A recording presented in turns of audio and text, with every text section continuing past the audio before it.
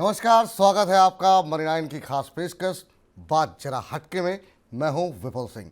ये हमारी खास पेशकश हर रोज़ बरोज़ हम आपकी जेब से जुड़ी हुई बातचीत करते हैं, लेकिन अपने इस कार्यक्रम में हम बात करते हैं जरा हटके।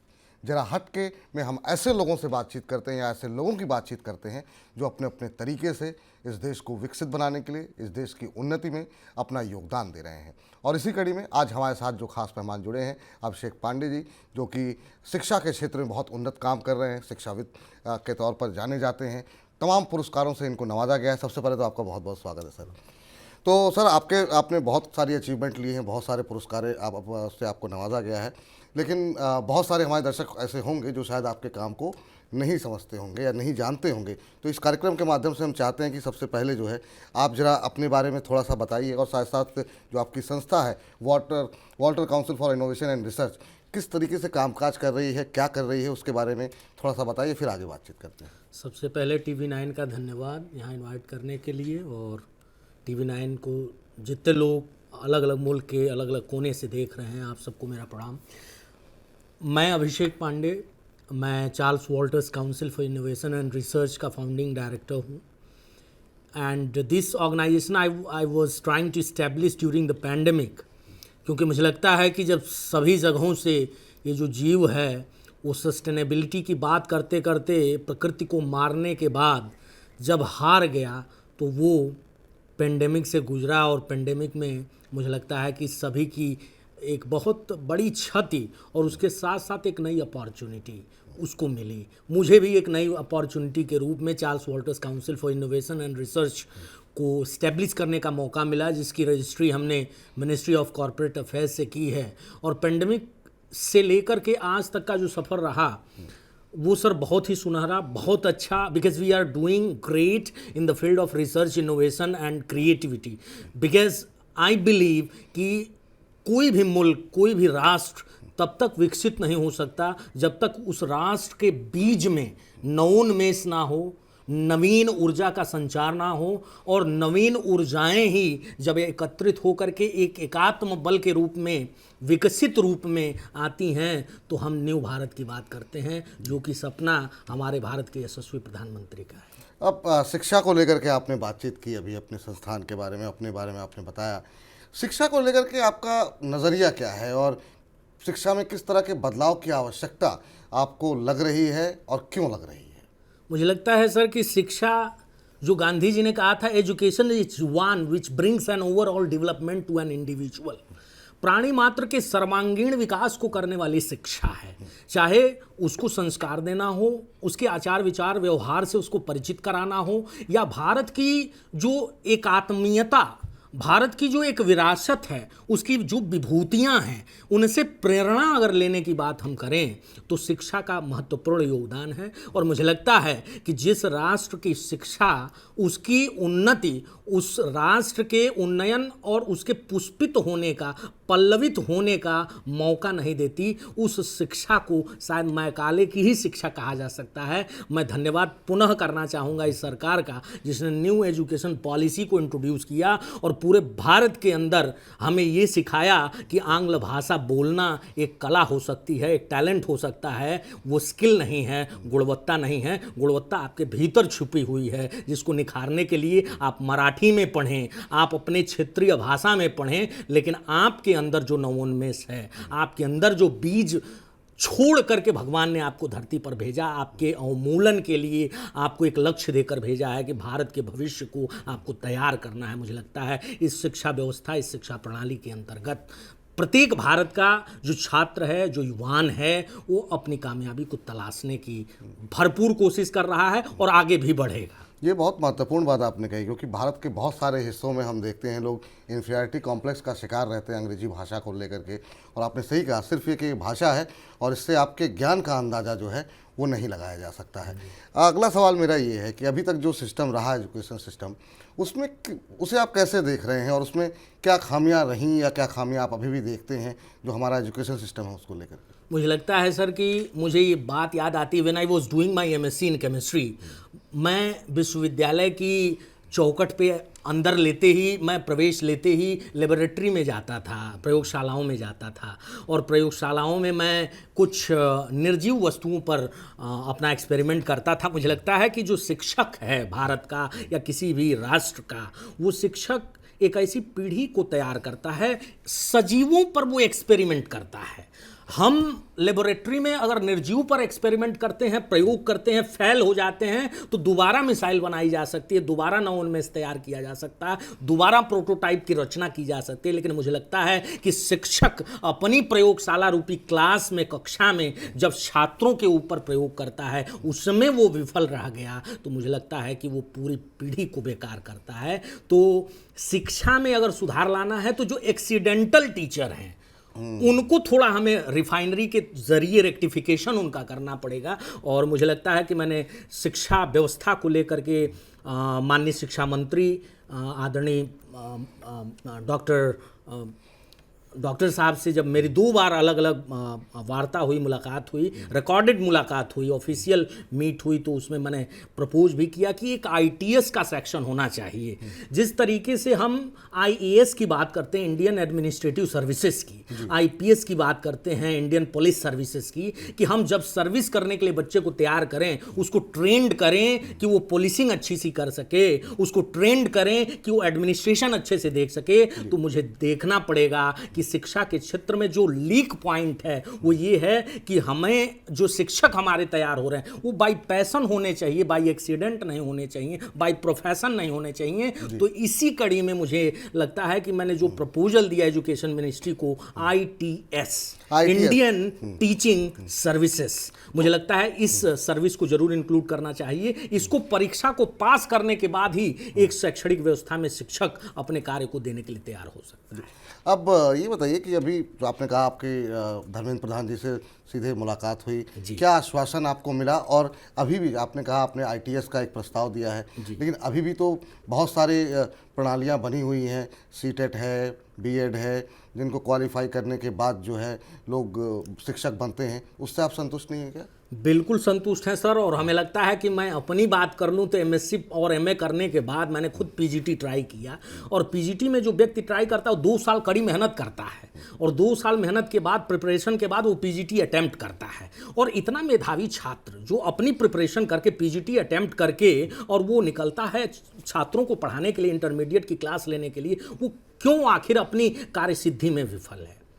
ये प्रश्न मुझे लगता है कि सरकार से होना चाहिए, और इसका शायद जवाब भी मुझे लगता है कि मोदी हैं तो मुमकिन है, तो सारे जवाब मुमकिन होंगे। मुझे लगता है कि उसके दिशा में भी एक नई पहल, और मैं जहाँ से आता हूँ, उत्तर प्रदेश से आता हूँ, और उत्तर प्रदेश के सबसे यशस्वी मुख्यमंत्री के रूप में मुझे लगता है कि मैं योगी आदित्यनाथ जी को देखता हूँ, और उन्होंने जो 20 अलग अलग टीचर्स को अभी सस्पेंड किया, या 100 अलग अलग टीचर्स पे जो कार्रवाई की गई है, मुझे लगता है कि टीचर्स में कार्यसिद्धि लाने का एक पहला प्रयास या पड़ाव माना जा सकता है। आपने शिक्षकों के चयन की बात की, किस तरीके से चयन होना चाहिए, उसके लिए आपने प्रस्ताव दिया है।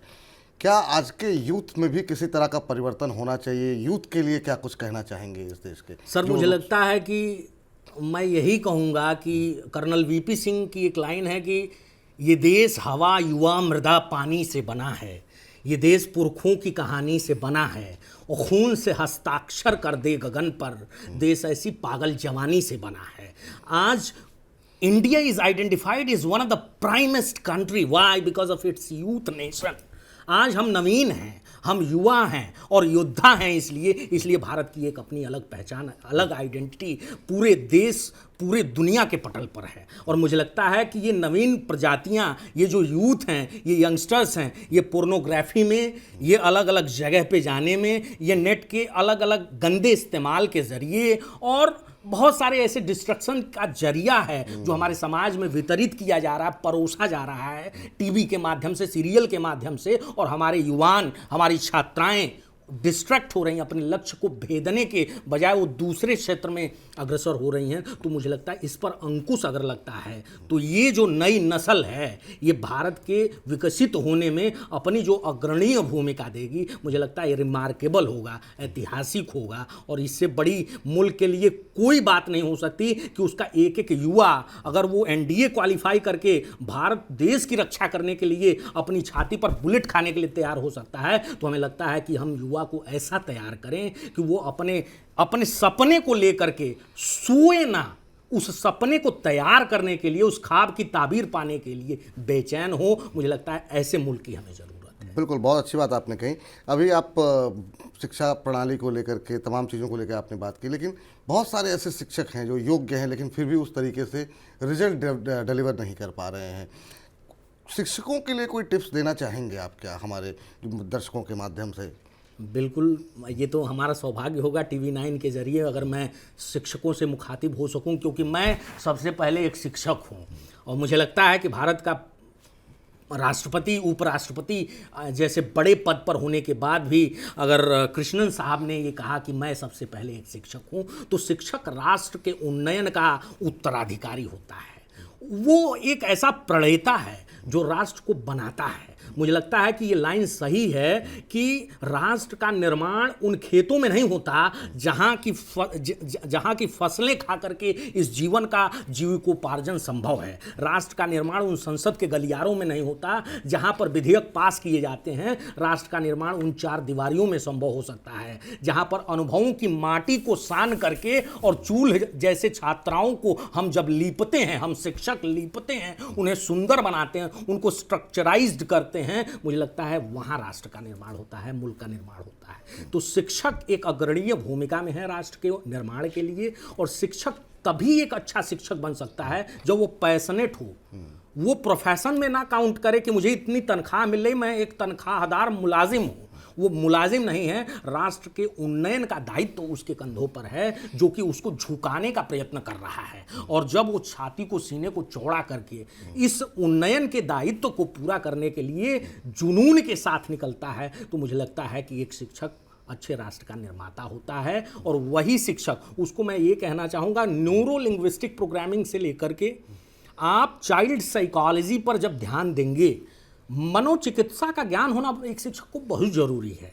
अगर वह मन की चिकित्सा का ज्ञान नहीं रखता है तो प्रत्येक बच्चे को, 100 बच्चे होते हैं, 50 बच्चे होते हैं, 60 बच्चे होते हैं, 40 बच्चे होते हैं, अलग अलग बैच की अलग अलग छात्रबल उनका होता है और अलग अलग उनके दिमाग होते हैं, अलग अलग उनके स्तर होते हैं समझने के। और प्रत्येक छात्र के समझने के स्तर पर जाकर उसको स्पर्श करना, उसको कैच करना, उसको पढ़ाना, उसको समझाना, उसको अच्छे से उसके विचारों में घुसकर अपने विचार डालना, ये बहुत कठिन है। और जब तक हम मनोचिकित्सक के रूप में एक बच्चे से नहीं मुखातिब होंगे तो हम एक अच्छा शिक्षक नहीं बन सकते। अगले सवाल पे जाऊं उससे पहले तो मैं कहना चाहूँगा कि जो आपकी, ना तो आप एक अच्छे शिक्षक हैं और शिक्षा के क्षेत्र में बहुत अच्छा आपने काम किया हुआ है, लगातार आप प्रयास कर रहे हैं, लेकिन उसके अलावा आप काफ़ी वाक्पटु हैं, अपनी एक अच्छे वक्ता हैं, काफ़ी ओजस्वी तरीके से बोलते हैं।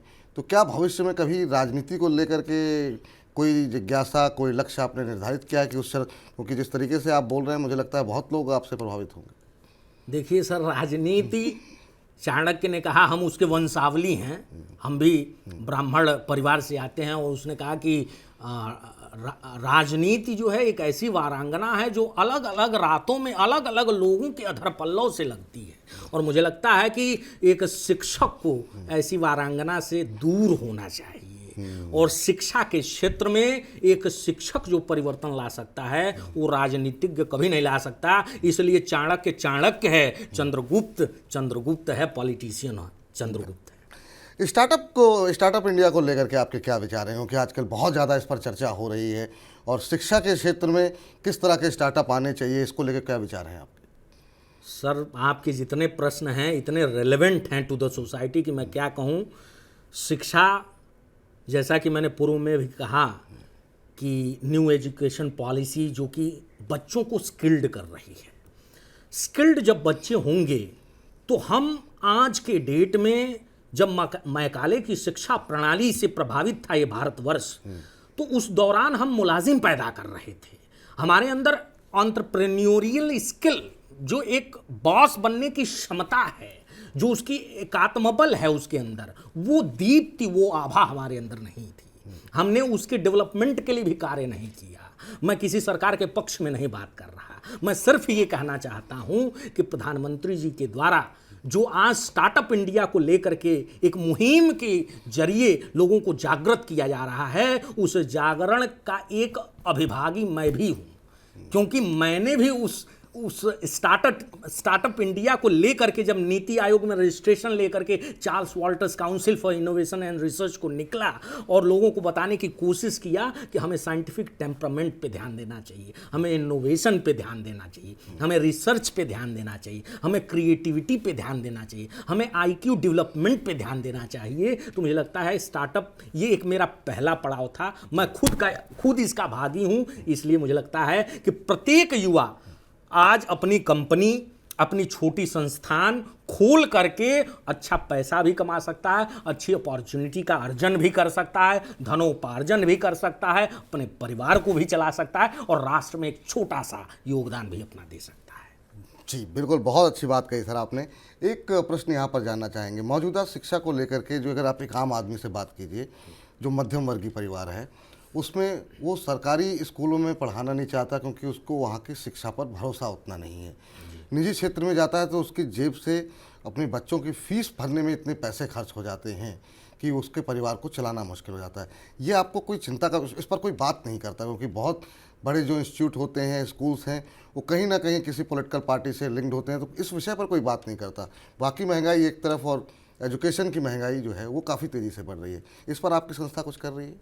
मैं सर, मेरी संस्था का कार्य ही है अवेयरनेस। पहली जो हमारी प्रायोरिटी है वो अवेयरनेस की है। मुझे लगता है कि प्रत्येक राष्ट्र में एक अलग अलग व्यवस्थाएं शिक्षा को लेकर के बनाई जाती हैं। हमारे राष्ट्र में भी, हमारे मुल्क में भी है, और सबसे नवीन, सबसे तकनीकी और सबसे अच्छी शिक्षा व्यवस्था अगर कहीं है तो भारतवर्ष में है। ये अज्ञानतावश हम नहीं समझ पाते। आज प्राइमरी की दशा देखें, मैं उत्तर प्रदेश से आता हूं। उत्तर प्रदेश में प्रत्येक प्राइमरी में आप जाकर के, आप टीवी 9 के रिपोर्टर्स हैं, आपका काम है सत्यता का भान जनता को कराना। अगर आप मौके पे पहुंचते हैं उस प्राइमरी विद्यालय की चार दीवारियों में, जहां पर कभी पेंट पॉलिश नहीं हुआ करता था, जहां पे स्मार्ट क्लास की हम बात कर रहे हैं, उसी प्राइमरी स्कूल में छोटे छोटे व्हीकल बनाए गए कि एक कक्षा, एक दर्जा में पढ़ने वाला बच्चा कैसे जाएगा। अगर सरकारी व्यवस्थाओं में प्राइवेट व्यवस्थाओं जैसी सुविधाएं मिलने लगी हैं तो मुझे लगता है कि शिक्षा का स्तर भी बढ़ेगा और शिक्षा की जो महंगाई की मार है वो भी कम होगी। सेकंड प्रायोरिटी पे मैं बात करता हूं कि शिक्षा के बड़े बड़े जो इंस्टीट्यूशंस हैं उसमें भी आदरणीय प्रधानमंत्री जी के नेतृत्व में मुझे लगता है कि सभी को नोटिफिकेशन गया, प्रत्येक बड़े बड़े इंस्टीट्यूशन को। मैं भी डायरेक्टर रहा, महाराजा पब्लिक स्कूल जैसे संस्थान को मैंने हेड किया है, और निदेशक के तौर पर जब मेरे पास पॉलिसीज और नोटिफिकेशंस आते थे तो उसमें RT का सिद्धांत बताया जाता था, राइट टू एजुकेशन। आप कितनी भी संस्थान बड़ी रखें, लेकिन आपको 6 एडमिशन, 10 एडमिशन, 20 एडमिशन निर्देशित किए गए डिस्ट्रिक्ट मजिस्ट्रेट के ऑर्डर को मानना पड़ेगा, DM के आदेश का अनुपालन करना पड़ेगा, और उस RT में फॉल की गई कैटेगरी के बच्चों का एडमिशन फ्री ऑफ कॉस्ट देना पड़ेगा। ये हमारी सरकार है। मुझे लगता है कि शिक्षा की महंगाई भी घटेगी और शिक्षा की मार से भी हम बचेंगे, और शिक्षा आज नवीन है, तकनीकी पूर्ण है और क्रांतिकारी है। आखिरी टिप्पणी सर, विकसित भारत की अब बातचीत हो रही है, तीसरी अर्थव्यवस्था बनने की बात हो रही है। महिलाओं की क्या भूमिका आप देख रहे हैं, और महिला सशक्तिकरण इस लक्ष्य को प्राप्त करने के लिए कितना आवश्यक है? हमारी हर क्षेत्र में महिलाएं काफ़ी बेहतर कर रही हैं, लेकिन एक बहुत बड़ा वर्ग अभी भी ऐसा है जो उसमें पार्टिसिपेट नहीं कर पा रहा है, गांव में, कस्बों में, छोटे शहरों में। आपकी इस पर क्या राय है? मैं पुनः कहूँगा सर कि हमारे वहाँ जब नवरात्र होता है तो नवरात्र में जो पंडित जी होते हैं वो आकर के सप्तशती का पाठ सुनाते हैं, और वो कहते हैं यस्या प्रभाव मतुलम भगवन अनंतो ब्रह्मा हरस्य नहीं भक्तो मूलम बलम च सा चंडिका अखिल जगत परिपालनाय नासाय सा शुभस्य मतिमतिम करोतु। चंडी जो स्त्री का रूप है, जो सारे देवता जब परेशान हो जाते तो चंडी का आह्वान करते हैं, भगवान भोले चंडी का आह्वान, अपनी अर्धांगिनी का आह्वान करते हैं कि इन पूरे देवताओं पर संकट छा गया है, विष्णु भगवान को जो है दैत्यों ने दौड़ाना प्रारंभ कर दिया, वहाँ पर चंडी अवतरित होती है। तो हमारे वहाँ तो यत्र नार्यस्त पूजनते रमनते तत्र देवता का सूक्त दिया गया है, जहाँ स्त्रियों की पूजा होती है वहीं देवता निवसित करते हैं। तो मुझे लगता है कि इस भारत से सुंदर, इससे ज़्यादा सिक्योर्ड, इससे ज़्यादा टॉलरेंट स्त्रियों को लेकर के कौन सा मुल्क हो सकता है। जो अपने आप को इनसिक्योर समझते हैं, जो ऐसी टीका टिप्पणी अपने मुल्क को लेकर के करते हैं, उनको हालात देखनी चाहिए अफगानिस्तान की, उनको हालात ऐसे मुल्क की देखनी चाहिए जहां पर आप अगर अपने फेस को ढक कर नहीं चलते हैं, सऊदी अरब जैसे कंट्रीज में जो महिलाएं हैं, तो आपको पनिश कर दिया जाता है। कौन से स्वतंत्रता की बातें करते हैं? क्या भारत परतंत्र है? क्या स्त्रियां यहाँ की पिछड़ी हुई हैं? यहाँ की स्त्रियां फाइटर जेट को उड़ाने से लेकर के, सोल्जर्स का कार्य निर्वहन से लेकर के क्या नहीं स्त्रियां कर रही हैं? प्रत्येक ऑर्गेनाइजेशन में कम से कम मुझे लगता है कि अगर 10 बड़े बड़े ऑर्गेनाइजेशन का नाम लिया जाए तो 6 से ज़्यादा सीईओज, चीफ एग्जीक्यूटिव ऑफिसर्स के पद पर सुशोभित कर रही हैं स्त्रियां। ये स्त्री बल है। और मुझे लगता है कि नारी सशक्तिकरण का जो इसकी एडवोकेसी है, पूरे मुल्क में जितनी भारत के अंदर है उतना किसी देश में हमें नहीं लगता है कि पाई जाती है। अभिषेक जी, आप बहुत अच्छा काम कर रहे हैं। इस क्षेत्र में आप निरंतर प्रयास करते रहिए और निश्चित रूप से एक विकसित भारत के लिए एक अच्छी शिक्षा और अच्छी शिक्षा नीति की आवश्यकता है, और आप जैसे लोग ऐसे ही जो है भारत निर्माण में अपना योगदान देते रहें। आप हमारे इस मंच पर आए, अपने बारे में बताया और बहुत अच्छा लगा आपके विचार सुन करके। बहुत बहुत शुक्रिया, बहुत बहुत धन्यवाद, और भविष्य के लिए आपको बहुत बहुत शुभकामनाएं। तो ये थे अभिषेक पांडे जी, जो कि शिक्षा को लेकर के काफ़ी ज़्यादा प्रयासरत हैं। देश में किस तरीके से आसान तरीके से बेहतर शिक्षा मुहैया कराई जा सके। इसी तरह की तमाम शख्सियतों के साथ हम आपकी लगातार मुलाकात कराते रहेंगे और कुछ हट के बात करेंगे हमारे इस खास पेशकश बात जरा हटके में। मुझे इजाज़त दीजिए। लगातार TV9 मनी 9 के साथ बने रहिए। नमस्कार।